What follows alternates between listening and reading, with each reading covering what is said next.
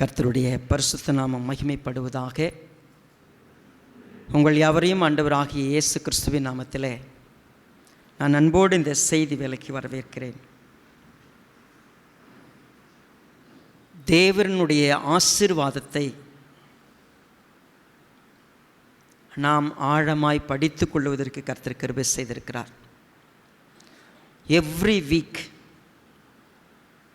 we have been blessed with wonderful lessons. ஆழமான பாடங்களை கர்த்தர் நமக்கு ஒவ்வொரு வாரமும் கொடுத்து வந்திருக்கிறார். மெட்டீரியல் பிளஸ்ஸிங்ஸை விட தேவன் நமக்கு கொடுத்திருக்கக்கூடிய ஆசீர்வாதங்களை பட்டியலிடும்படியாய் கர்த்தர் நமக்கு தயவு பாராட்டினார். இன்றைக்கு நம்முடைய வாழ்க்கையில் நாம் இன்னும் அப்ரிஷியேட் பண்ணாத, ஆழமாக உணர்ந்து கொள்ளாத ஒரு ஆசீர்வாதத்தை தான் நாம் சரியான விதத்தில் புரிந்து கொள்வதற்கு நேரம் எடுக்கப் போகிறோம். சங்கீதம் 32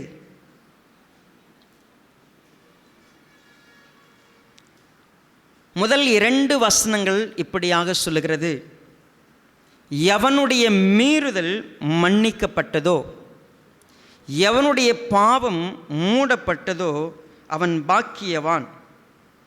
எவனுடைய அக்கிரமத்தை கர்த்தர் எண்ணாதிருக்கிறாரோ, எவனுடைய ஆவியில் கபடம் இல்லாதிருக்கிறதோ அவன் பாக்கியவான். கர்த்தருடைய வேதத்தில் இரவும் பகலும் தியானமாயிருக்கிற மனிதன் பாக்கியவான் என்று படித்தோம். கர்த்தரை தன் நம்பிக்கையாக கொண்ட மனிதன் பாக்கியவான் என்று படித்தோம். தம்முடைய பிரகாரங்களில் வாசமாயிருக்கும்படி தெரிந்து கொள்ளப்பட்டிருக்கிற சந்ததி பாக்கியவான் என்று படித்திருக்கிறோம். அதே போல எவனுடைய மீறுதல் மன்னிக்கப்பட்டதோ, எவனுடைய பாவம் மூடப்பட்டதோ, எவனுடைய அக்கிரமத்தை கர்த்தர் எண்ணாதிருக்கிறாரோ அவன் பாக்கியவான் என்று சொல்லி நாம் வாசித்திருக்கிறோம். அநேக காரியங்களை தியானித்திருக்கிறோம். அகைன் ஒரு விஷயத்தை படிக்கும் பொழுது அதனுடைய பின்னணி, அதனுடைய மெய்யான ஆழமான அர்த்தங்களோடு அதை புரிந்து கொள்வதற்கு நாம் நேரம் எடுக்க வேண்டும். 3 பதங்கள் நம்முடைய பாவத்தை சொல்லுவதற்காக, விளக்கப்படுத்துவதற்காக வேதாகமத்தில் பயன்படுத்தப்படுகிறது. ஒன்று மீறுதல், இன்னொன்று பாவம், இன்னொன்று அக்கிரமம். பாவம் என்றால் தேவனுடைய தன்மைக்கு எதிராக இருக்கக்கூடிய அத்தனையும் பாவம். தேவத்தன்மை இப்படித்தான், அந்த தேவத்தன்மைக்கு எதிரடியாக இருக்கக்கூடிய அவ்வளவும் பாவம் என்று சொல்லப்படுகிறது. தேவனுடைய ஸ்டாண்டர்டுக்கு நிகராக இல்லாத அத்தனையும் பாவம். தேவனை நம்ம எந்த நோக்கத்தோடு படைத்தாரோ, எப்படி படைத்தாரோ, எவ்வளவு மகிமையை கொடுத்து உருவாக்கினாரோ அது இல்லாமல் இருப்பதே பாவம்தான். மீறுதல் என்று சொன்னால் டிரான்ஸ்கிரஷன், ஆங்கிலத்தில் சின், பாவம். That which is contrary to God is sin. நம்ம ஏற்கனவே படிச்சிருக்கிறோம். இரண்டாவது மீறுதல்னா டிரான்ஸ்கிரஷன்னு சொல்கிறோம். டிரான்ஸ்கிரஷன் அப்படின்னு சொன்னால் கிராசிங் த பார்டர், அதாவது வரையறுக்கப்பட்ட எல்லையை மீறுகிறதற்கு பேர் தான் மீறுதல். அக்கிரமம் என்று சொன்னால் இனிக்விட்டின்னு சொல்லும் பொழுது இந்த பதம் எதை சொல்லுகிறதுன்னு கேட்டிங்கன்னா, அறிவில்லாமல், உணர்வில்லாமல், புரிந்து கொள்ளாமல் தொடர்ந்து தான் எதை தவறாக செய்கிறனோ அதிலேயே நிலைத்திருப்பது. தான் செய்யக்கூடிய காரியத்தில் உணர்வில்லாமல் அறிவில்லாமல் அதில் நிலைத்து அதை தொடர்ந்து செய்து கொண்டிருக்கிற ஒரு காரியம்தான் அக்கிரமம் என்று சொல்லுகிறோம். பாவம், மீறுதல், அக்கிரமம், இது மூன்றும் நீங்கள் வேதாகமத்தில் எங்கே வாசித்தாலும் திரும்பவும் திரும்பவும் சொல்லப்படக்கூடிய வார்த்தைகள். நம்முடைய கண்டிஷன் என்ன? மனிதனுடைய கண்டிஷன் என்ன?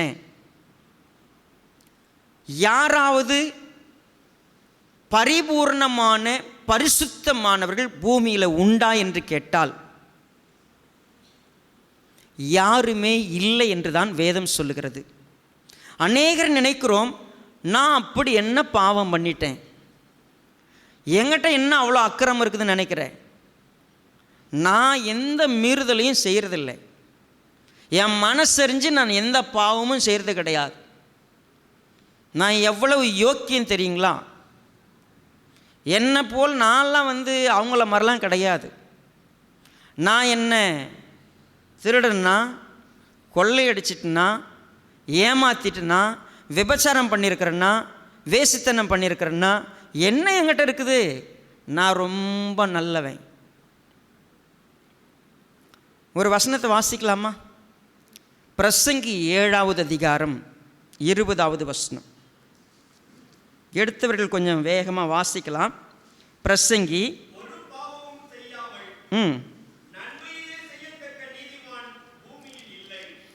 பாருங்க, இன்னொரு முறை வாசித்துருங்க.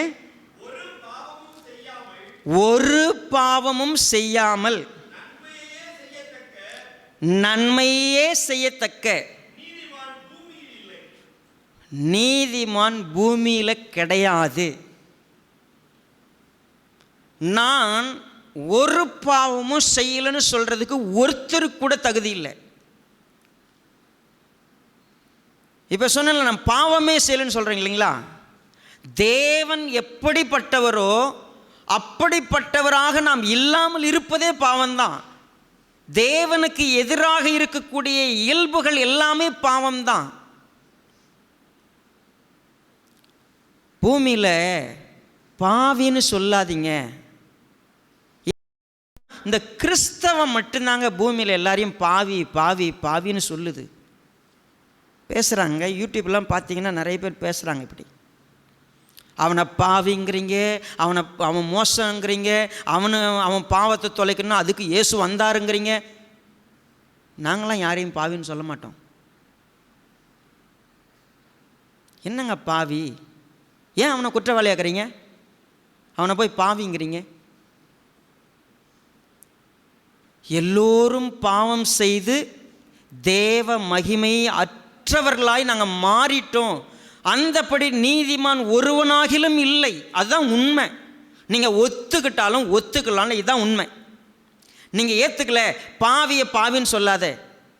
நம்ம வழக்கமாக நம்ம வீடுங்களை வச்சுருக்கோம் தெரியுங்களா? நம்ம பிள்ளை 10th எழுத போகிறான் இந்த வருஷம், இல்லை 12th எழுத போகிறான். அவன் எழுதுறவனா இருக்கும்போது காலையில் 7 மணி வரைக்கும் தூங்குறான்னா, இப்படியே தூங்கிக்கிட்டுறா நீ உருப்பட மாட்ட அப்படின்னு சொன்னோம்னு வச்சுங்களேன், அவனை பார்த்து என்னன்னு சொல்லாத, உருப்பட மாட்டேன்னு சொல்லாத. நீ சொன்னால் உருப்படாது போயிடுவான். அதாவது அவன் தூங்குறதுனாலையும் படிக்காததுனாலாம் போக மாட்டான். நீங்கள் என்ன பண்ணாதீங்க உங்கள் வாயால்.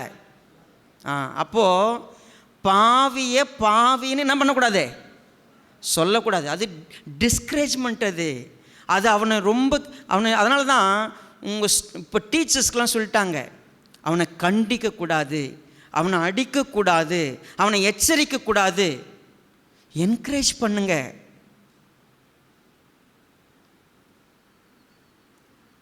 கடந்த வாரம் சென்னை போயிட்டு ஸ்டெஃபியை பார்க்குறதுக்காக நான் காலேஜுக்கு போனேன். சரியாக 4:30 மணி பொத்தேரி ஸ்டேஷனில் இறங்க போகிறேன். பொத்தேரி ஸ்டேஷன்லேருந்து அந்த எஸ்ஆர்எம் காலேஜ் வரைக்கும் அந்த பொத்தேரி ஸ்டேஷன் கச்ச கச்ச கச்ச கச்சன்னு அவ்வளவு மாணவர்கள், கல்லூரி மாணவர்கள். என் கண்ட காட்சியை பார்த்தால் எல்லோரும் கல்லூரியிலிருந்து வருகிறார்களாங்கிற ஒரு பெரிய சந்தேகம் இருக்கிறது. எல்லார் கழுத்திலும் டேக் இருக்கிறது, கல்லூரியினுடைய அந்த ஐடி கார்டு. நீங்கள் நம்புவீங்களா நம்ப மாட்டீங்களா தெரியாது, ஒரு பொம்பளை பிள்ளையும் ஒரு ஆம்பளை பையனும் தனியாக இல்லை. எல்லாரும் ஹஸ்பண்ட் அண்ட் ஒய்ஃப் கூட அப்படி இருக்க மாட்டாங்க பப்ளிக்கில். சீரியஸாக சொல்கிறேன். நான் பார்த்த காட்சி நான் அப்போ ஸ்டெஃபி கிட்ட கேட்டேன், என்ன ஸ்டெஃபி இது, இங்கே யாருமே தனியாகவே இருக்க மாட்டாங்களா, என்ன இது அப்படின்னு. 4 வருஷம் 3 வருஷம் உங்கள் பிள்ளைங்க கல்லூரிக்கு போனால் 90% அவங்க யாரோ ஒருத்தர் கூட வாழ்கிறாங்க. Sad reality. யாரோ ஒருத்தர் கூட அவங்க ஜாலியாக சுற்றணும், யாரோ ஒருத்தர் கூட அவங்க ஐக்கியமாக இருந்து அவங்க அவங்க அனுபவிக்கக்கூடிய எல்லா சந்தோஷங்களுக்கும் அவங்க ஒரு ஜாலியான ஒரு வாழ்க்கை. பாவம் மிகுந்திருக்கு. இதை பேசினா நீங்கள் தப்பாக பேசுகிறீங்க, அங்கெல்லாம் அப்படி கிடையாது. இப்படி பேசினா எனக்கு எதிராக நிறைய பேர் சொல்கிறதுக்கு வாய்ப்பு இருக்குது. நான் உண்மையவே சொல்கிறேன். நான் ஸ்டெஃபிக்கு ஒரு சில ஸ்நாக்ஸ் வாங்கி கொடுத்துட்டு கடையில் உட்காந்துருக்கிறேன். எங்களுக்கு எதிரில் முன்னாடி இருக்கிற எல்லா டேபிள்லேயும் கல்லூரியில் படிக்கக்கூடியவங்க தான். அவங்க எப்படி உட்காந்துருக்குறாங்க, அவங்க எப்படி சாப்பிட்றாங்க, நான் இப்போ உட்காந்து யோசிக்கிறேன். ஒரு பாப்பா முன்னாடி உட்காந்துருக்குறான். அம்மா, உங்கள் அப்பா அம்மா உன்னை காலேஜுக்கு அனுப்பிட்டு வீட்டில் என் புள்ள இப்படி தான் இருக்குன்னு நினச்சிட்டு இருந்திருப்பாங்கல்ல, நம்பிட்டு இருப்பாங்கல்ல. ஆனால் நீங்கள் என்ன செய்கிற, கல்லூரி படிக்கிறேன்னு சொல்கிற, எவ்வளோ பெரிய மோசமான ஒரு பாவத்துக்குள்ளே நீ உட்காந்துருக்கிற. நீங்கள் நினச்சிக்காதீங்க, இந்த உலகம் முழுவதும் பாவங்கிறது எவ்வளவு கொடூரத்தன்மை உடையதாக இருக்கிறதுன்னு நம்ம ஒத்துக்கொள்கிறது கூட நமக்கு மனசு இல்லை. அது இது உண்மைன்னு கூட நம்ம சொல்ல மாட்டோம். எதுவும் வாலிப பிள்ளைகளை மட்டும் சொல்கிறேன்னு நினைக்கிறீங்களா? 4வது படிக்கிற ஒரு பிள்ளை, அவளுக்கு பிறந்த நாள். அவள் கலர் ட்ரெஸ் போட்டுக்கிட்டு சாக்லேட் எடுத்துக்கிட்டு ஸ்கூலுக்கு போகிறாள். திரும்பி வரும்போது ஒரு 5 ஸ்டார் சாக்லேட் வாங்கிட்டு வரா. இது ஏதரா நாங்கள் வாங்கி கொடுத்த சாக்லேட் இல்லை, இது வேறு யார் கொடுத்தா? ஒரு பையன் என்கிட்ட கொடுத்த ஐ லவ் யூ சொன்னான். எத்தனையாவது படிக்கிற பொண்ணு? நீ ஏன் வாங்கிட்டு வந்த? யோசித்து பாருங்களேன். 4th ஸ்டாண்டர்டில் he comes with letter.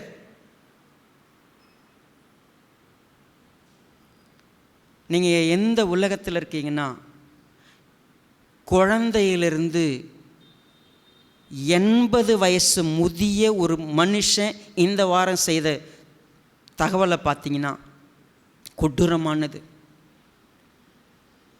கிழவன் என்றும் பாராமல், பாலகன் என்றும் பாராமல் பாவம் இந்த உலகத்திலே படர்ந்து தன்னுடைய வேர் விட்டு மிக கொடூரமாய் இருக்கிற இந்த உலகம். சபைகள் எப்படி இருக்கிறது? கொஞ்ச நேரத்துக்கு முன்னாடி சொன்னேன். ஒரு பிஷப்னு சொல்லக்கூடிய ஒரு மனிதன், ஒரு ஊழியக்காரன் என்று சொல்லக்கூடிய ஒரு போதகன், பாவம் அவனை விட்டு வைத்திருக்கிறதா? பாவத்தினுடைய வீரியம் கொடூரமாயிருக்கிறது. மன்னிப்பே கொடுக்கப்பட முடியாத அளவுக்கு கொடூரமான செயல்களை உடையவர்கள் தான் மனிதர்களாக இருக்கிறோம். மன்னிப்பு வாங்குவதற்கு கூட தகுதி கிடையாது. ஆனால் வேதம் சொல்லுகிறது, எவனுடைய பாவத்தை கர்த்தர் மன்னித்திருக்கிறாரோ, எவனுடைய அக்கிரமத்தை மன்னித்திருக்கிறாரோ, எவனுடைய மீறுதலை மன்னித்திருக்கிறாரோ அவன்தான் ஆசீர்வதிக்கப்பட்டவன். பூமியில் அவ்வளவு பேரும் பாவிகள், ஏன் ஒரு சிலர் மட்டும் இந்த ஆசீர்வாதத்தை பெற்றிருக்கிறார்கள்? யார் அந்த ஆசீர்வதிக்கப்பட்டவர்கள்? இதில் விலக்கு ஒன்றும் இல்லை. இவர்கள் கெட்டவர்கள், இவர்கள் நல்லவர்கள் சொல்றதுக்கு இந்த உலகத்தில் யாருக்கும் தகுதி இல்லை. கொஞ்ச நாளைக்கு முன்னாடி நான் சேலத்துக்கு போகிறதுக்காக வேப்பூரில் நின்றுட்டு இருந்தேன். ஒரு அருமையான சகோதரர் எனக்கு லிஃப்ட் கொடுத்தார் காரில். அவர் ஒரு 50-55 வயது மதிக்கத்தக்க ஒரு நபர். அவராக வந்து என்னை கேட்டு எங்கே போகிறீங்கன்னு கேட்டார். நான் சேலம் போகிறேன். ஐயா please come, I will drop you. அவர் கூட பேசிக்கிட்டு போகிறேன். வாழப்பாடி கிட்ட வந்துச்சு. அப்போ வாழப்பாடியில் நடந்த ஒரு சம்பவத்தை அவர் எனக்கு ஷேர் பண்ணார். சார், ஒரு தலித் ஒரு பெண்ணை ஜாதி வெறியினால் 4 இளைஞர்கள், உயர்ந்த ஜாதி சேர்ந்த 4 பேர் அந்த பெண்ணை எப்படியெல்லாம் கொடூரமாக, நீங்கள் டெல்லியில் தான் கேள்விப்பட்டீங்க, இங்கே உண்மையாக நடந்துச்சு சார். அந்த பெண் படிக்க போயிட்டு இரவு 6:30 மணிக்கு நம்பி இறங்கிட்டா. அவளை கொண்டு போய் என்னெல்லாம் செஞ்சாங்கன்னு ஒரு பெரிய கொடூரமான கதையை சொல்லி முடிச்சிட்டார். இவங்களுக்கு என்ன சார் தண்டனை கொடுக்கலான்னு நினைக்கிறீங்க அப்படின்னு என்கிட்ட கேட்குறார். இந்த பூமியில் கடுமையான சட்டம் இல்லைன்னா இதெல்லாம் தொடர்ந்து நடந்துக்கிட்டு தான் இருக்கும். டெல்லியில் நடந்துச்சு, இங்கே வாழப்பாடியில் நடந்திருக்கு அப்படி ஷேர் பண்ணிவிட்டு அவர் தொடர்ந்து என்னுடைய பதிலை எதிர்பார்க்காம ஒரு விஷயம் சொன்னார். சார், அந்த 4 பேருக்கு சலைச்சவன் நான் இல்லை. நான் ரொம்ப யோக்கியன்னு கார் ஓட்டிக்கிட்டு உங்களுக்கு வாங்க சார் உங்களுக்கு லிஃப்ட் கொடுக்குறேன், நான் கூப்பிட்டு வரேன், ரொம்ப நல்லவன்னு நினைப்பீங்கள்ல. நான் உங்களுக்கு சொல்லட்டுமா, எல்லா மனுஷனும் சந்தர்ப்பம்னு ஒன்று கிடச்சிச்சின்னா தன்னுடைய கொடூர மிருகத்தன்மை எங்கேயாவது ஒரு இடத்துல காட்டுவான் sir. He is not a Christian. அவர் சொல்கிறாரு, எனக்கு வெளியில் தெரியாத ஒரு முகம் இருக்குது. அந்த முகம் இருக்குது தெரியுங்களா, அது வெறும் இந்த மாதிரி பாவம் மட்டும் இல்லை, என்னுடைய உண்மை நிலை கொடூரமான ஒரு நிலை. நான் சொல்கிறேன் சார், அந்த 4 பேருக்கு தீர்ப்பு சொல்லணும்னு நினைக்கும்போது கடவுள் என் மனசில் ஒரு உணர்வு கொடுத்தார் சார். எங்கள் வீட்டு எதிரில் ஒரு 19 வயசு பொண்ணு இருக்கிறா. அவளை பார்க்கும்போதெல்லாம் எனக்கு ஒரு இச்சை தோணு தெரியுங்களா. அவள் ரொம்ப அழகாக இருக்கிறா, இவன் நல்லா இருக்கிறான்னு தோணும்போதெல்லாம் நான் எவ்வளோ கொடூரமானவன்னு நான் புரிஞ்சுக்கிட்டேன் சார். நீங்கள் யோசித்து பாருங்களேன், இந்த பூமியில் அவ்வளவு பேரும் சரியில்லை என்கிற இடத்துல நம்ம வந்து நிற்கும் பொழுது வேதம் சொல்லுகிறது, இவர்களுடைய பாவத்தை நான் மன்னித்திருக்கிறேன், இவளுடைய அக்கிரமத்தை நான் எண்ணாதிருக்கிறேன், இவளுடைய மீறுதலை நான் மன்னித்து போட்டு விடுகிறேன்னு சொல்லியிருக்கிறாரே. யாருக்கு சொல்லியிருக்கிறார்? யார் அந்த ஆசீர்வதிக்கப்பட்டவர்கள்? நான் புதிய ஏற்பாட்டுக்கு வரும்பொழுது ஆவியில் எளிமை உள்ளவர்கள் பாக்கியவான்கள். அவர்களுக்கு எது சொந்தம்? என்னங்க பி ஆட்டிடியூட்டில் முதல் ஆட்டிடியூட் என்னது? ஆவியில் எளிமையுள்ளவர்கள் பரலோக ராஜ்யம். சரி, இப்போ நம்ம வாசித்த சங்கீதம் 32 2வது வசனத்தில் 1, 2 கவனித்து பார்க்கும்போது, எவனுடைய மீறுதல்கள் மன்னிக்கப்பட்டதோ, எவனுடைய பாவம் மூடப்பட்டதோ, எவனுடைய அக்கிரமத்தை கர்த்தர் எண்ணாதிருக்கிறார்னு 3 சொல்லிட்டு 4வதாக ஒன்று ஆட் பண்ணி வச்சுக்கிறார். என்னது அது? ஆவியில் கபடம் இல்லாமல் இருக்கிறதோ அவன். இதை தான் கொஞ்சம் கவனிக்கிறீங்க பைபிளில். இப்போ ஒரு ஆசீர்வதிக்கப்பட்ட ஒருத்தர் இருக்கிறான். அவன் யார் தெரியுமா? இந்த பூமியில் அவ்வளவு பேரும் வாய்ப்பு இருந்தால் திருடன் தான், வாய்ப்பு இருந்தால் ஏமாத்துக்காரன் தான், வாய்ப்பு இருந்தால் கொள்ளை அடிக்கிறவன் தான். எவ்வளவு பொய், எவ்வளவு திருடி, எவ்வளோ ஏமாத்து எல்லாம் என்கிட்ட இருந்துக்குது. இங்கே நீதிமான் ஒருவனும் இல்லைன்னு சொல்லியாச்சு.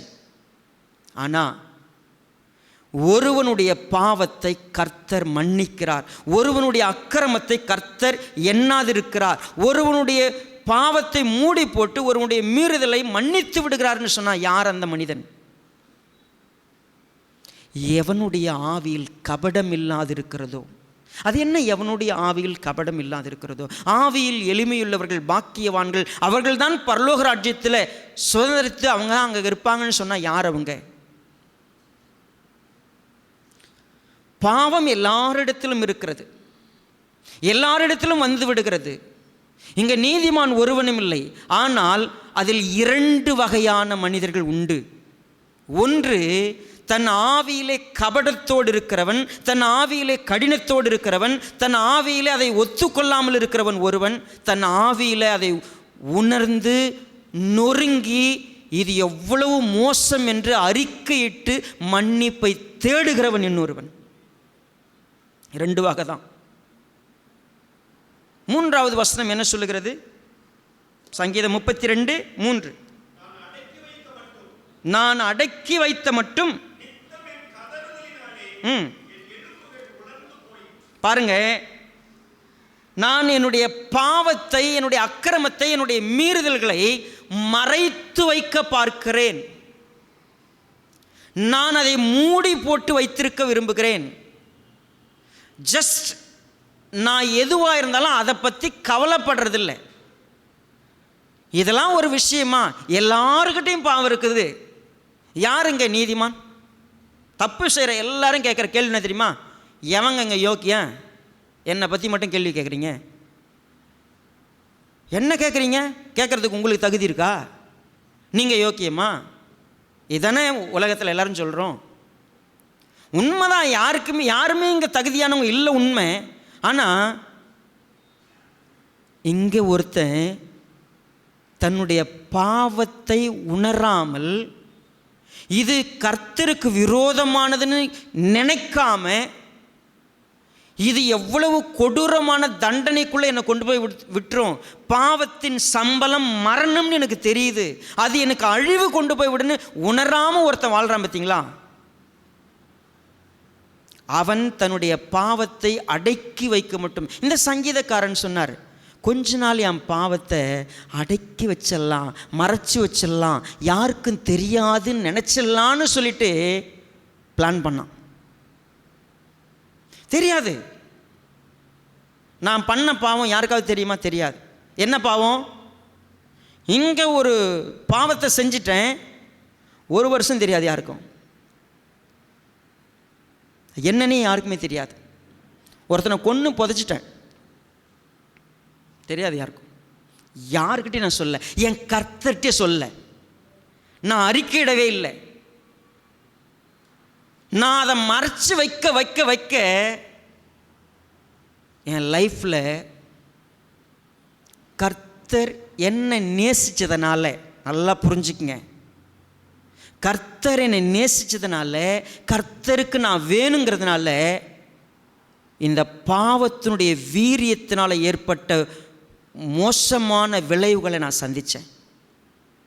பாவத்தை நான் செஞ்சு மறைச்சிட்டேன். ஆனால் ஆண்டவர் நான் அந்த பாவத்தினால் அழிஞ்சு போயிடக்கூடாதுங்கிறதுனால கர்த்தர் என்ன பண்ணார்? இப்போது என்கிட்ட பேச ஆரம்பித்தார், எனக்கு உணர்த்த ஆரம்பித்தார். நான் மறைச்சி வச்சுட்டேன், ஆனால் கர்த்தர் சும்மா இல்லை, கர்த்தர் அந்த பாவத்தை எனக்கு வெளிப்படுத்தினார். தயவுசெய்து இந்த செய்தி கேட்குறவங்க ஒன்று புரிஞ்சுக்கங்க. நீங்கள் செய்கிற பாவத்தினால் விளையக்கூடிய உங்களுடைய உள்ளம் அல்லது உங்களுடைய சரீரம் உங்களுக்கு பாதிப்பை உண்டு பண்ணி பாவத்தை உணர்கிறதான ஒரு நிலை இருக்குதுன்னா கர்த்தர் உங்களை நேசிக்கிறாருன்னு எழுதி வச்சுக்கோங்க. உங்களுக்கு எதுவுமே இல்லை, நீங்கள் கண்டினியூவாக தொடர்ந்து பாவத்திலே இருக்கிறீங்க, எதுவும் உங்களுக்கு நடக்க மாட்டேங்குது, நீங்கள் தொடர்ந்து உங்கள் அக்கிரமத்தில் நிலைச்சிருக்கிறீங்க, நீங்கள் நினைக்கிறபடிலாம் போயிட்டுருக்கிறீங்கன்னா எழுதி வச்சுக்கங்க, கர்த்தர் அவருடைய அன்பினால் உங்களை அவர் பக்கம் இழுக்கிறதுக்கு இல்லாமல் உங்களை விட்டுட்டாருன்னு முடிவெடுத்துக்கங்க. ஏன்னா நீங்கள் திருந்த போகிறதில்லை, நீங்கள் மாற போகிறதில்லை, நீங்கள் ஒத்துக்க போகிறதில்லை, விட்டுட்டார். கர்த்தர் ஒரு சிலருக்கு உணர்த்துவார், கர்த்தர் ஒரு சிலருக்கு சரியாக புரிய வைக்க முயற்சி செய்வார். அப்போது நான் அடக்கி வைத்தேன், என் எலும்புகள் உலர்ந்து போச்சு, நான் கதறுகிற ஒரு சூழ்நிலை வருகிற அளவுக்கு என் வாழ்க்கையில் இப்பொழுது நான் அடக்கி வச்சு அப்படியே இருந்துக்கிட்டு இருக்கிறேன். ஆனால் 4வது வசனம் பாருங்க.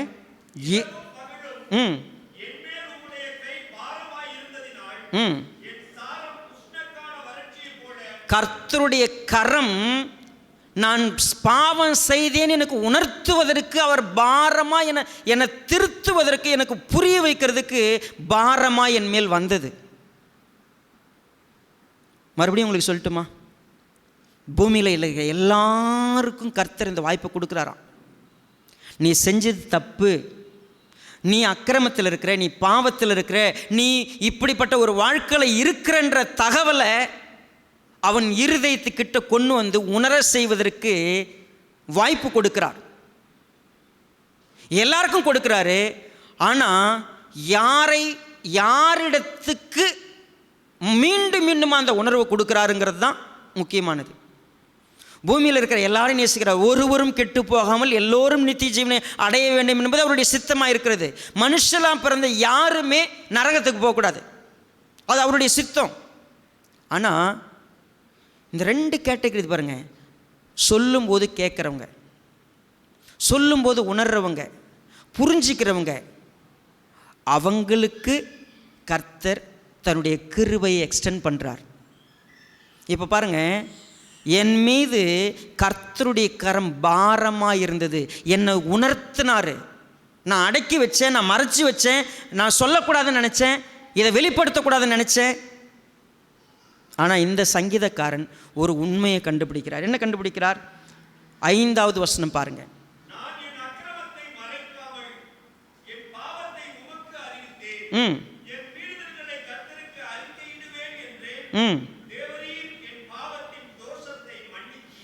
நான் என் அக்கிரமம், என் பாவம், என் மீறுதல்களை கர்த்தரிடத்தில் அறிக்கையிடுவேன் என்று சொன்னேன். 6வது வசனமா வாசிக்கலாமா?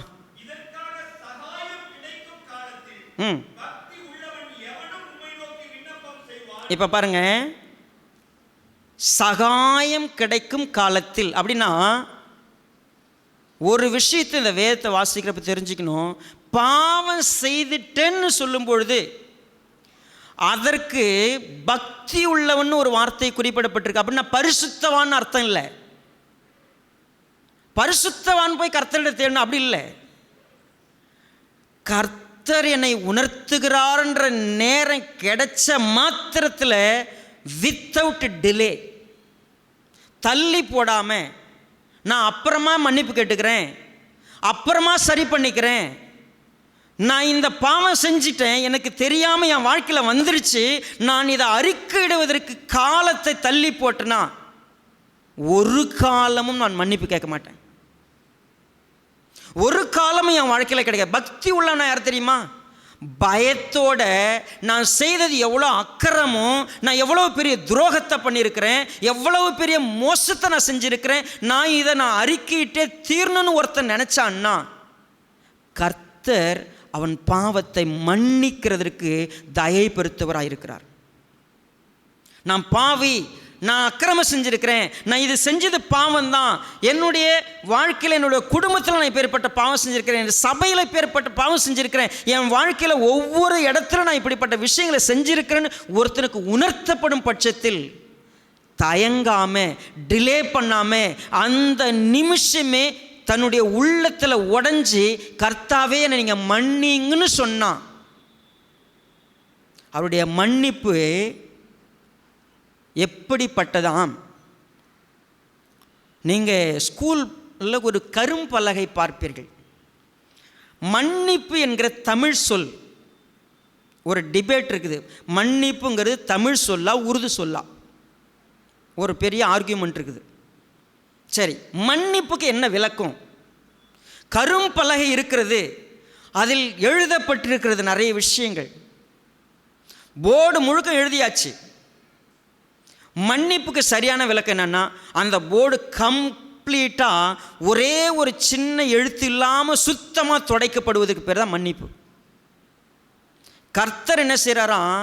நீ அக்கிரமம் பண்ணியிருக்கிற, உங்கள்கிட்ட மீறுதல் இருந்திருக்கிறது, உங்கள்கிட்ட பாவம் இருந்திருக்கிறது, ஆனால் நான் மறைக்காமல் நான் செஞ்சது தப்புன்னு உடஞ்சி நொறுங்கி இந்த பாவம் என்கிட்ட வந்தது எவ்வளோ பெரிய மோசம்னு ஒருத்தன் அறிக்கையிட்டா ஒட்டுமொத்த பாவத்தையும் இந்த நிமிஷமே மன்னிக்கிறதுக்கு, அதை முற்றிலும் இல்லைன்னு சொல்கிறதுக்கு அவர் தயை பெருத்தவராக இருக்கிறார். எவனுடைய பாவம் மூடப்பட்டதோ, எவனுடைய மீறுதலை கர்த்தர் மன்னித்திருக்கிறாரோ, எவனுடைய அக்கிரமத்தை கர்த்தர் எண்ணாதிருக்கிறாரோ அவன் பாக்கியவான். எவன் ஆவியிலே எளிமையுள்ளவனாய், நான் பாவிதான், நான் செஞ்சது தப்பு தான், இது ரொம்ப ஒஸ்டான விஷயத்தை செஞ்சிருக்கிறேன், நான் மறைக்க மாட்டேன், நான் மன்னிப்பு கேட்கறதுக்கு நான் நாள் தள்ளி போட மாட்டேன், ஒப்புரவாகிறதுக்கு இன்னொரு நாள் வாய்க்கிட்டோம்னு வாய்தா வாங்க மாட்டேன், நான் இன்றைக்கு இந்த நிமிஷமே நான் மன்னிப்பு கேட்பேன்னு ஒருத்தன் சொல்கிறான் தெரியுங்களா? அவன்தான் ஆவியில் கபடம் இல்லாதவன், அவன்தான் மன்னிப்பு பெற்றுக்கொள்வதற்கு தகுதியானவன். அவன்தான் ஆசீர்வதிக்கப்பட்ட. இந்த பூமியில் நீங்கள் உலகத்தில் எல்லாவற்றையும் அடைந்திருந்தாலும் சரி, நீங்கள் எல்லா சொத்து சம்பத்து அதிகாரம் ஃபேம் அத்தனையும் உங்களுக்கு இருக்கட்டும், ஆனால் யார் தெரியுமா உண்மையாகவே ஆசீர்வதிக்கப்பட்டவன்? பாவங்கள் மன்னிக்கப்பட்டவன் தான் ஆசீர்வதிக்கப்பட்டவன். அப்போ அந்த ஆசீர்வாதம் பூமியில் இருக்கிற எல்லாருக்கும் கொடுக்கறதுக்கு அவர் விரும்பிட்டு இருக்கிறார், எதிர்பார்த்துக்கிட்டு இருக்கிறார். ஆனால் நாம் என்ன தெரியுமா செய்கிறோம்? இந்த பூமியில் அதை ஆசீர்வாதமாகவே பார்ப்பதில்லை, அந்த ஆசீர்வாதத்தை உடையவராய் வாழணும்னு நினைக்கிறதில்ல. நான் நேற்று வரைக்கும் ஒரு பாவம் பண்ணிட்டு இருந்தேங்க. என்கிட்ட ஒரு பாவம் இருந்துச்சு. ஏன் இன்னைக்கு வர்றதுக்கு முன்னாடி வரைக்கும் கூட இருந்துச்சு. அது பாவம்னு எனக்கு தெரியுது. நான் அதை என் சுயலாபத்துக்காக, என் சந்தோஷத்துக்காக, என்னுடைய தனிப்பட்ட தேவைகளுக்காக நான் மறைச்சி வச்சுக்கிட்டே இருக்கிறேன். அது எனக்கு தப்புன்னு தெரியும். தப்புன்னு தெரிஞ்சுட்டு நான் ஒன்று தெரியுமா செய்யேன்? நான் தப்பு தான் செஞ்சுட்டேன், என்னை மன்னிச்சிருங்க. நான் தப்புன்னு சொல்லிட்டேன்ல, என்னை மன்னிச்சிருங்க. அந்த இடத்துல நிற்கிறோம். தப்பு மன்னிப்பு கேட்கறதுனா என்னன்னு முதல்ல புரிஞ்சுக்கணும். தொடர்ந்து அவர் சொல்கிறார் பாருங்க, 6வது வசனத்தை மீண்டும் வாசிக்கலாம்.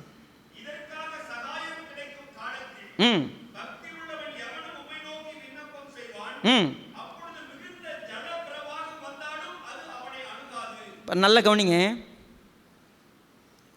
கர்த்தரை நோக்கி விண்ணப்பம் செய்யும்போது இந்த சங்கீதக்காரன் ஜலப்பிரவாகத்தை நினைவு கூறான். ஜலப்பிரவாகம் எப்போ வந்துச்சு?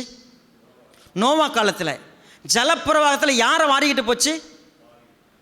கரெக்டான வார்த்தை, கடைசி வரைக்கும் உணராது இருந்தவங்கள தான் வாரிட்டு போச்சு. அப்போது ஜலப்பிரவாகம் வந்துடுச்சு, கழுத்து வரைக்கும் வந்துடுச்சு. ஆனால் நான் சகாயத்தை தேடி கர்த்தாவே என்னை மன்னிச்சிருங்க, நான் இனி இதை செய்ய மாட்டேன், செஞ்சதெல்லாம் என்னை மன்னிச்சிருங்கன்னு ஒருத்தன் ஒடுங்கி வந்தான்னா அந்த ஜலப்பிரவாகத்தில் அவன் மூழ்கி போக மாட்டான். கர்த்தர் தூக்கிடுவார். தூக்கிட்டு கர்த்தர் அவங்ககிட்ட பேசுவார். அடுத்த வசனத்தை பாருங்களேன்.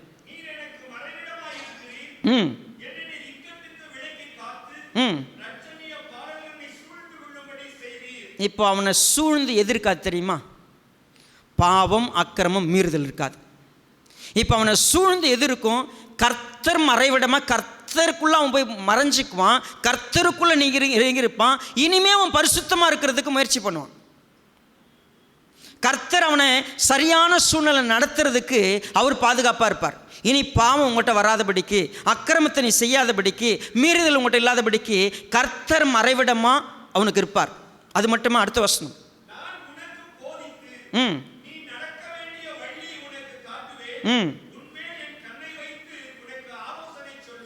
இதை விட என்னங்க ஆசீர்வாதம்? எது சரி எது தப்பு?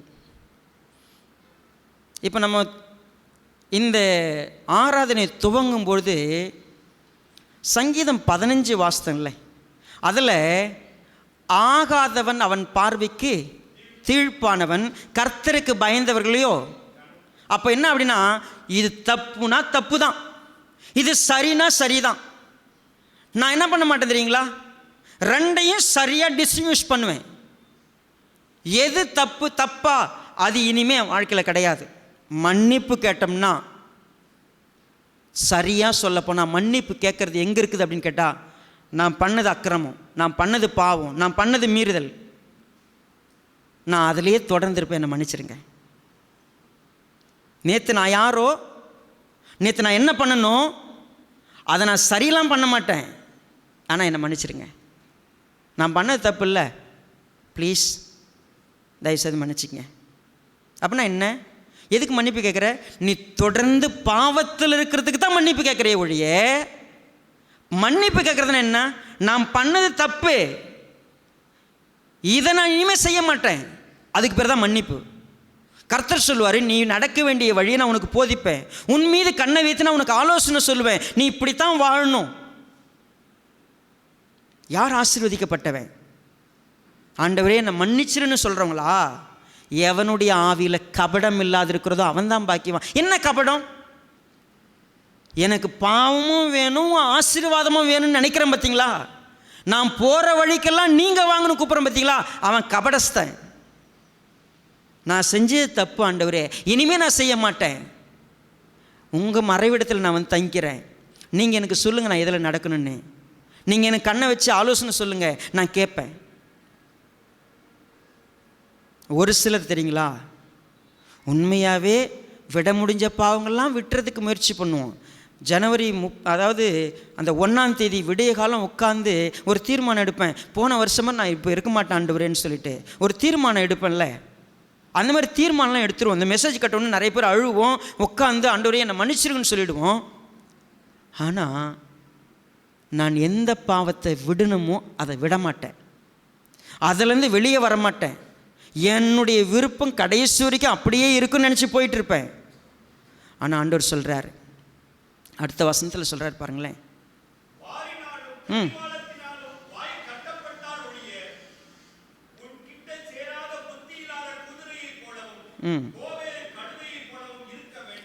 ரெண்டு விலங்குகளை பயன்படுத்துகிறார் மனுஷனுக்கு உதாரணமாக.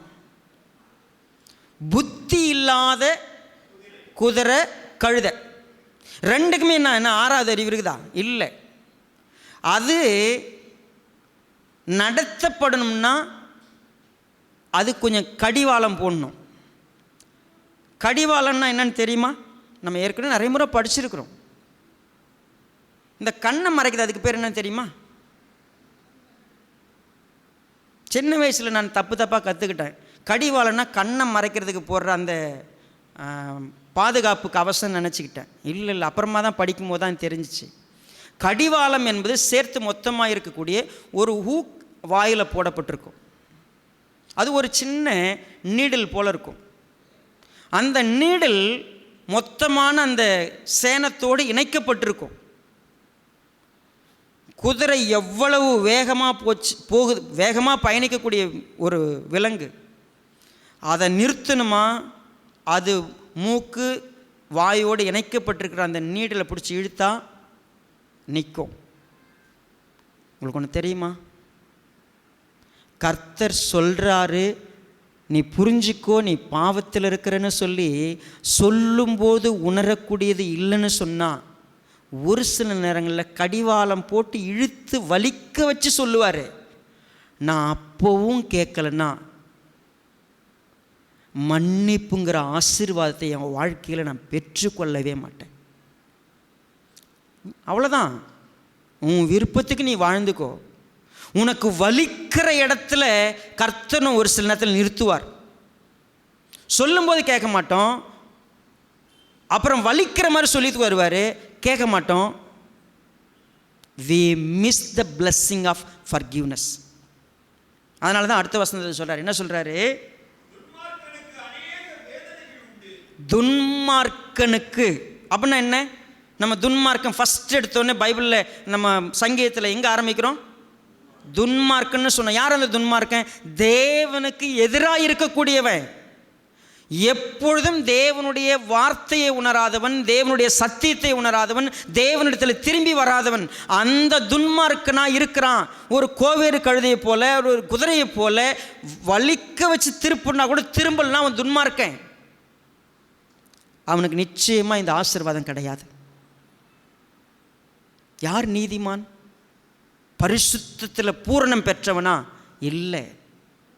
தவறுன்னு தெரிஞ்ச உடனே அறிக்கையிட்டு மனம் திரும்பி கர்த்தாவே என்னை மன்னிச்சிருங்க, நான் மாறணும்னு சொல்கிறவன், அவனுக்குத்தான் இந்த ஆசீர்வாதம். நான் செஞ்சது தப்பு, நான் செய்கிறது தப்பு, தயவு செய்து என்னை திருத்துங்க, உங்கள் ஆலோசனை எனக்கு சொல்லுங்கள், உங்கள் கண்ணை வச்சு எனக்கு என்னை வழி நடத்துங்க, நீங்கள் எனக்கு போதிங்க, நான் உங்கள் மறைவிடத்தில் வந்துக்கிறேன். உண்மையாகவே கர்த்தரை நம்பி இருக்கிறவனையும் கிருபை சூழ்ந்து கொள்ளும். அவனுக்கு மன்னிப்புங்கிற ஆசீர்வாதம் பெருசாக இருக்கும். அருமையான தேவனுடைய பிள்ளையே, பாவம் ரொம்ப கொடூரமாய் தேவனுடைய ஆசீர்வாதத்துக்கு சொந்தக்காரங்களாக இல்லாதபடிக்கு நம்மளை வச்சுக்கிட்டு இருக்கு. இந்த செய்தி உங்கள் இருதயத்தில், உங்கள் பக்கத்தில் கர்த்தர் நின்று பாரத்தோடு சொல்கிறார், உங்கள்கிட்ட பாவம் இருக்குது, உங்கள்கிட்ட அக்கிரமம் இருக்குது, உங்கள்கிட்ட மீறுதல் இருக்குது, நான் என்ன ஆண்டவரே செய்யட்டும்? உனக்கு மன்னிப்பு வேணுமா? முழுமையாக மன்னிச்சிடுவேன். இந்த நிமிஷம் அழிச்சிட்டுனா எதுவும் நினைவுக்கு வராது. ப்ளீஸ். மனுஷங்க மட்டும்தான் மறுபடியும் நம்ம 1947 ஆரம்பிப்பாங்க. நீ யார் தெரியுமா? ஆனால் ஆண்டவர் அப்படி கிடையவே கிடையாது. ஒரே ஒரு நாழிகை கூட ஆண்டவர் அழிச்சதை திருப்பி நினைப்பூட்டி நீ யாருன்னு பேச மாட்டாங்க.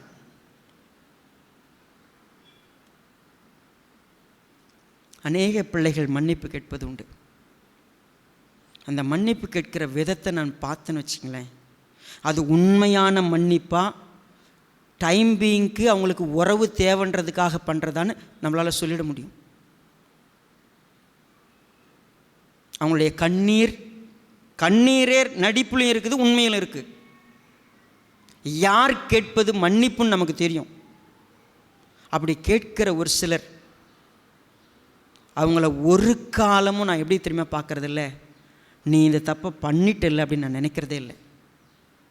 ஏன்னா தேவன் எனக்கு சொல்லி கொடுத்தார், பாவத்தை தான் எதிர்க்கிறேன், பாவியை நான் எதிர்க்கலை. அப்போ பாவி மனம் திரும்பும் பட்சத்தில் எல்லா அநியாயத்தையும் நீக்கி சுத்திகரிக்கிறதுக்கு அவர் உண்மையாக இருக்கிற பட்சத்தில் நான் பாவத்தை அறிக்கையிடும் பொழுது கர்த்தர் எனக்கு மன்னிப்பார். எப்படி அறிக்கையிடணும்? அறிக்கையிடுறதுக்கு இந்த ஸ்டாண்டர்ட் ரொம்ப முக்கியம். நாம் பாவத்தை ஒத்துக்கிறதுக்கு இந்த ஸ்டாண்டர்ட் ரொம்ப முக்கியம். அது என்ன ஸ்டாண்டர்ட்? இதே தாவீது சொன்னதை 51வது சங்கீதத்தில் வாசிக்கிறோம். முதல் வசனத்திலே வாசிக்கலாம்.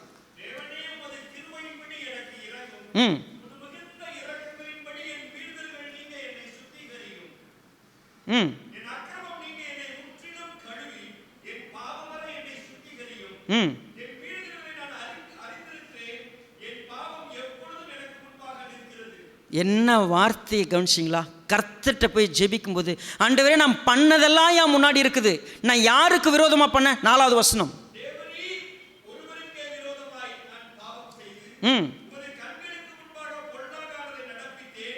அவ்வளோதான் அவருடைய அறிக்கை. அவ்வளோதான், நான் பொல்லாங்கானதை செஞ்சிருக்கிறேன், தேவரீர் உமக்கு விரோதமாக மட்டும் நான் செஞ்சிருக்கிறேன், நான் துர்க்குணத்தில் உருவானேன், என் தாய் என்னை பாவத்தில் கர்ப்பம் தரித்தார், எல்லாத்தையும் நான் பார்க்குறேன், என்னை தயவு செய்து கழுவுங்க, என்னை சுத்திகரிங்க. என்னை சுத்திகரிச்சிட்டா என் பாவம் மன்னிக்கப்பட்டுடுச்சுன்னா நான் சந்தோஷம் மகிழ்ச்சியம் கேட்கும்படி செய்யும். அப்பொழுது நீர் நொறுக்கின எலும்புகள் களி கூறும். என் பாவங்களை பாராதபடி நீர் உமது முகத்தை மறைத்து என் அக்கிரமங்களெல்லாம் நீக்கியருளும். தேவனே, சுத்த இருதயத்தை என்னிலே சிருஷ்டியும், நிலைவரமான ஆவியை என் உள்ளத்திலே புதுப்பியும். உமது சமூகத்தை விட்டு என்னை தள்ளாமலும் உமது பரிசுத்த ஆவியை என்னிடத்திலிருந்து எடுத்துக்கொள்ளாமலும் இரும். உம்முடைய இரட்சணியத்தின் சந்தோஷத்தை திரும்பவும் எனக்கு தந்து உற்சாக ஆவி என்னில் தங்கும்படி செய்யும். என்ன ஒரு அற்புதமான ஜெபம்! தான் செஞ்ச பாவத்தை கர்த்தத்தில் அறிக்கையிடும்போது இது எவ்வளோ உண்மை! நம்மெல்லாம் அறிக்கை விட்டுன்னு இருப்போம்ல, மன்னிப்பு கேட்க சொன்னா, ஆமாம் தப்பு பண்ணிட்டேன், என்ன ஹலோ. இன்றைக்கி கூட அப்படியே இந்த செய்தி கேட்டு எழுஞ்சி போகிறதுக்கு எத்தனையோ ஆத்துமாக்கள் உட்காந்துருக்குறீங்க. உங்களை வாரினாலும் கடிவானத்தினாலும் இழுக்கள்னால் நீங்கள் கிட்ட வர மாட்டீங்க. அப்போ கூட அதை தூக்கி போட்டு ஓடுறவங்க தான் நிறைய பேர்னு இஸ்ரவேல் மக்களை பார்த்து சொன்னார். எத்தனையோ முறை இழுத்து பார்த்தேன், அன்பின் கயிறுகளால் இழுத்து பார்த்தேன். உனக்கோ மனசில்லாத போயிடுச்சு, உனக்கோ உணர்வில்லாத போச்சு. துன்மார்க்கனை அநேக வேதனைகள் சூழ்ந்து கொள்ளும், கர்த்தரை நம்பி இருக்கிறவனையும் கிருபை சூழ்ந்து கொள்ளும். அடுத்த வசனம் என்ன சொல்லுது? நீதிமான்களே நீங்கள் மகிழ்ந்து களி கூறுங்கள், செம்மையான இருதயம் உள்ளவர்களே. இப்போ நீங்கள் இந்த பூமியில் சந்தோஷமாகவே இருக்கலாம், நீங்கள் மகிழ்ச்சியாக இருக்கலாம். யார் அந்த நீதிமான்? மன்னிக்கப்பட்டவர்களே. யார் இந்த நீதிமான்? ஆவியில் கபடம் இல்லாது இருக்கிறவனே. யார் இந்த நீதிமான்? ஆவியில் எளிமையுள்ளவன், இருதயத்தில் சுத்தமுள்ளவன். அவனை பற்றி சொல்லணும்னா பியாட்டிடி எல்லாம் அவங்க தாங்க ஆசீர்வதிக்கப்பட்டவங்க. மன்னிப்பை பெற்றுக்கொண்டு மன்னிப்புங்கிற ஆசீர்வாதத்தில் சந்தோஷமாக வாழக்கூடியவங்க இந்த உலகத்தில் அவங்க தான் உண்மையான ஆசீர்வாதம் பண்ணுவாங்க. இந்த பூமியில் எவ்வளோ நீங்கள் பொருள் வச்சுருங்க, எவ்வளோ அதிகாரத்தில் இருங்க, என்ன வேணால் வச்சுருங்க, உங்கள் பாவம் முற்றிலும் மன்னிக்கப்பட்டிருக்கிறதுன்னு உணர்ந்து அந்த மன்னிப்புக்கு தகுதியாக கர்த்தரிடத்தில் என்கிட்ட ஒரு பாவம் வந்துச்சு, அதை நான் இன்றைக்கி புரிஞ்சுக்கிட்டேன், நான் உடஞ்சி கர்த்தரிடத்தை திரும்பிடுவேன், இனிமேல் செய்யாமல் பார்த்துப்பேன். எனக்கு இருக்கிற ஆசீர்வாதம் அது. தேவனுடைய பிள்ளையே, கர்த்தர் உங்களை இவ்விதமாய் ஆசீர்வதிக்க சித்தம் கொண்டிருக்க பொழுது நீங்கள் அந்த ஆசீர்வாதத்தை அனுபவிக்கிறீங்களா? இல்லை பாவத்தின் சந்தோஷத்தில் படுத்து கிடக்கிறீங்களா? அது பரவாயில்ல இருக்கட்டுன்னு விட்டுட்டு இருக்கிறீங்களா? மன்னிப்புங்கிற ஆசீர்வாதத்துக்கு சொந்தக்காரனாக இல்லாதவே போயிடுவோம். இன்றைக்கி கர்த்தரத்தில் திரும்புவோம். நான் இன்றைக்கி ஒரு ஜப அழைப்பு உங்களை கொடுக்குறேன். நீங்கள் யாராக வேணா இருங்க, என்ன வேணால் செஞ்சுருங்க. இன்றைக்கி நீங்கள் கர்த்தர்கிட்ட மன்னிப்பு கேட்க விரும்புனா தாவீதை பாரு அறிக்கையிடுங்க. நான் சந்தோஷத்தை இழந்துட்டேன், உங்கள் உறவை இழந்துட்டேன், உங்கள் முகத்தை பார்க்க முடியல, உங்கள்கிட்ட நெருக்கமாக இருக்க முடியல, அது பரவாயில்ல கொஞ்ச நாள் ஆகட்டும் அப்படின்னு விட்டுட்டு மறைச்சிட்டு உட்காந்துருக்கிறேன், கடினமாக உட்காந்துருக்கிறேன், திருந்தக்கூடாதுன்னு உட்காந்துருக்கிறேன், நான் என்ன வேணால் நடக்கட்டும், என்ன போய் யார் பண்ணாத நான் பண்ணிட்டேன்னு சொல்லி உட்காந்துருக்கிறேன்.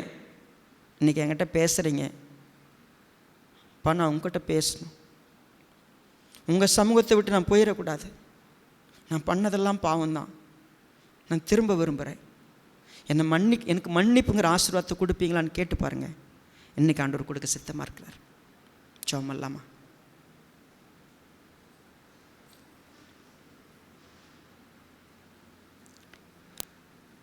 நீங்கள் நினச்சிக்காதீங்க நான் எதுவுமே பண்ணலைன்னு. அது எவ்வளோ பெரிய பாவம்னு முதல்ல தெரிஞ்சுக்கிங்க. அது கடினம். உங்களை நீதிமான்னு நினச்சிக்காதீங்க.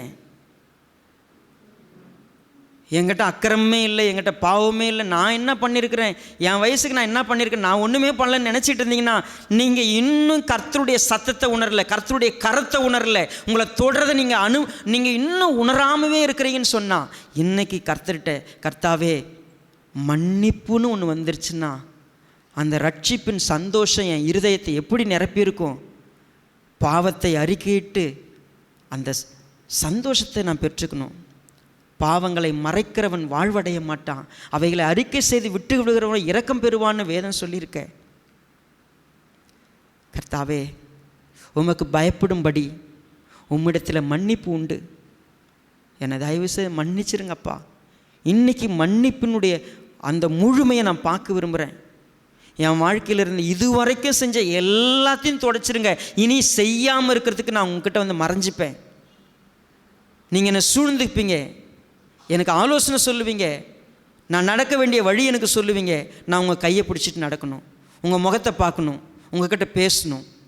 நான் பண்ணது அக்கிரமம், அதை தொடர்றதுக்கு நான் மன்னிப்பு கேட்கல, அதில் தொடர்ந்து போகிறதுக்கு நான் மன்னிப்பு கேட்கல, நான் மாறுறதுக்கு மன்னிப்பு கேட்குறேன். கேட்பீங்கன்னா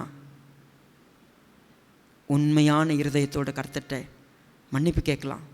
ஆசீர்வதிக்கப்பட்டவங்களாம் இன்றைக்கி நம்ம இந்த வளாகத்தில் எல்லாரிடத்துல சந்தோஷமாக பேச முடியும்.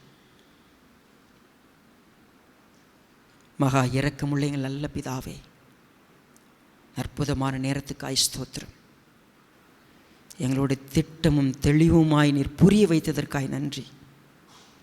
என்னுடைய வாழ்க்கையில் மன்னிப்புங்கிற ஆசீர்வாதத்தை சுதந்திரித்து கொள்ளாமலேயே கடினத்தன்மையோடு இறுகி போய் சுயநீதியினால் நான் ஒன்று என்ன செஞ்சிட்டேன் அப்படிங்கிற உணர்வுலேயே வாழ்ந்துக்கிட்டு இருக்கிறேன். முழுமையாய் மன்னிக்கப்பட்டவனாய் மன்னிப்பு திரும்ப திரும்ப கேட்டுட்டு பாவத்தில் தொடராதவனாய் உம்மிடத்தில் நெருங்கி வந்து உம்முடைய உறவில் ஒருபொழுதும் விரிசல் ஆகாமல், உம்முடைய முகத்தை பார்ப்பதற்கு வெட்கப்படாமல் உம்மோடு உறவாடுகிற ஒரு ஆசீர்வதிக்கப்பட்ட மகனாய் மகளாய் நாங்கள் இருக்க எங்களுக்கு உதவி செய்யுங்க. இந்த வார்த்தையை நாங்கள் உள்ளத்தில் நிரப்பிக்கொள்ள பதித்து கொள்ள கர்த்தர் உதவி செய்யுங்க. இந்த ஜெபத்தில் தங்களுடைய உள்ளத்தில் உடைந்து கண்ணீரோடு மன்னிப்பை தேடிக்கொண்டிருக்கிற ஒவ்வொரு ஆத்துமாவையும் நீர் மன்னிப்பின் ஆசீர்வாதத்தினால் நிரப்ப ஒப்பு கொடுக்கிறோம். எங்களை ஆளுகை செய்யுங்க. மீட்பெரும் இரட்சகருமாய் இருக்கிற கர்த்தராகிய இயேசு கிறிஸ்துவின் நாமத்தில் தாழ்மையோடு வேண்டிக் கொள்ளுகிறோம் நல்ல பிதாவே, ஆமென். ஒரு காலத்தில்